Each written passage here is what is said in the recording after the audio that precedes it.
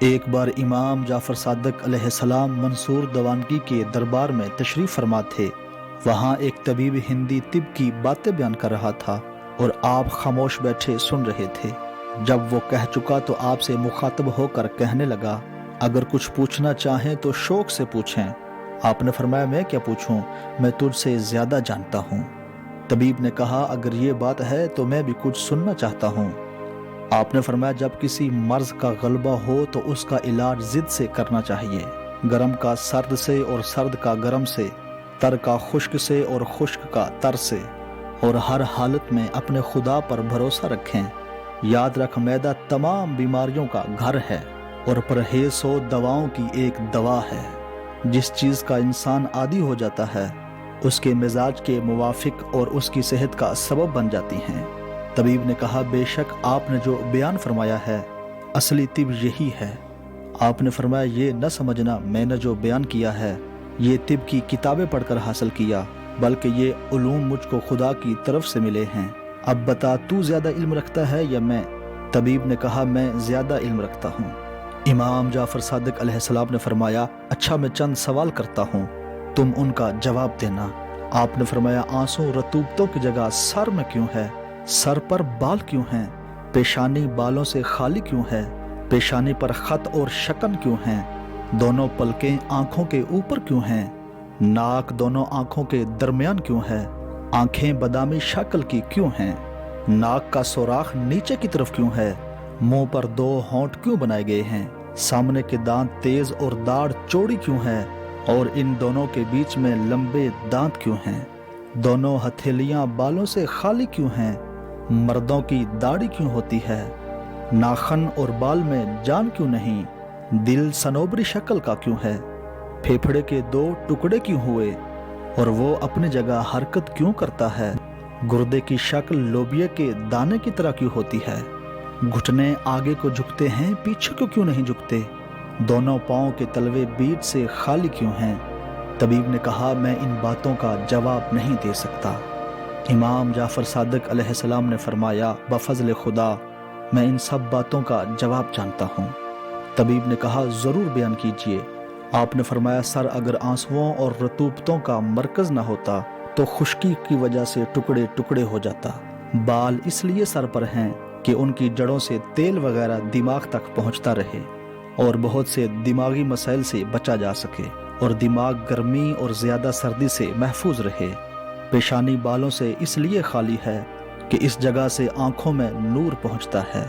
پیشانی میں خطوط اور شکن اس لیے ہیں کہ سر سے جو پسینہ گرے وہ آنکھوں میں نہ پڑ جائے۔ جب شکنوں میں پسینہ جمع ہو تو انسان اسے صاف کر کے پھینک دے، جس طرح زمین پر پانی جاری ہوتا ہے گڑوں میں جمع ہو جاتا ہے۔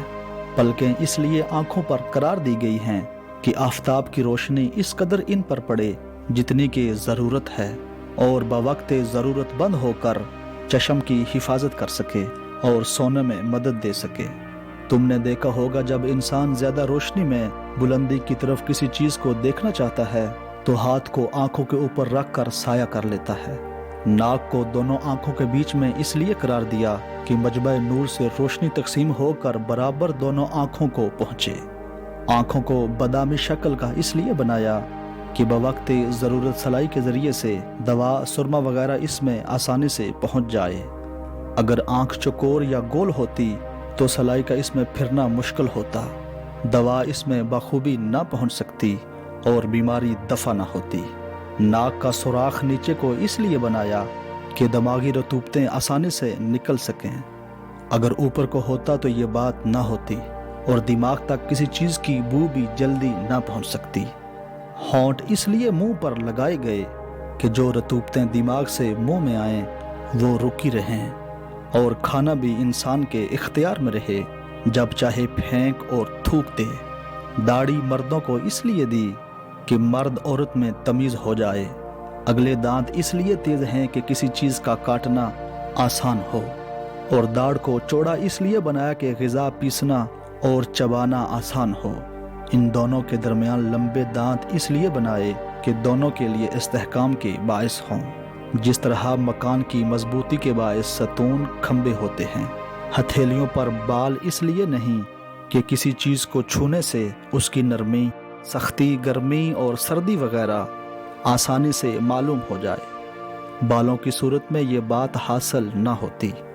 بال اور ناخن میں جان اس لیے نہیں کہ ان چیزوں کا بڑھنا برا معلوم ہوتا ہے اور نقصان کا باعث ہے۔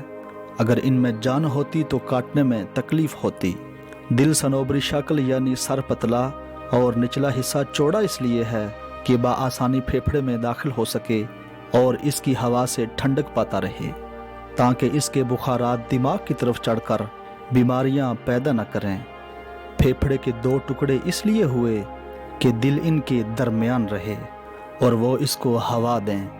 گھٹنے پیچھے کی طرف اس لیے نہیں جھکتے کہ چلنے میں آسانی ہو۔ اگر ایسا نہ ہوتا تو آدمی چلتے وقت گر پڑتا اور آگے چلنا آسان نہ ہوتا۔ دونوں پیروں کے تلوے بیچ میں سے اس لیے خالی ہیں کہ دونوں کناروں پر بوجھ پڑنے سے بآسانی پیر اٹھ سکیں۔ اگر ایسا نہ ہوتا اور پورے بدن کا بوجھ پیروں پر پڑتا تو سارے بدن کا بوجھ اٹھانا دشوار ہو جاتا۔ یہ جوابات سن کر ہندوستانی طبیب حیران رہ گیا اور کہنے لگا، آپ نے یہ علم کس سے سیکھا ہے؟ امام جعفر صادق علیہ السلام نے فرمایا، اپنے دادا سے۔ انہوں نے رسول خدا سے حاصل کیا تھا اور انہوں نے خدا سے سیکھا ہے۔ اس نے کہا، میں گواہی دیتا ہوں کہ خدا ایک ہے اور محمد صلی اللہ علیہ وآلہ وسلم اس کے رسول اور عبد خاص ہیں، اور آپ اپنے زمانہ میں سب سے بڑے عالم ہیں۔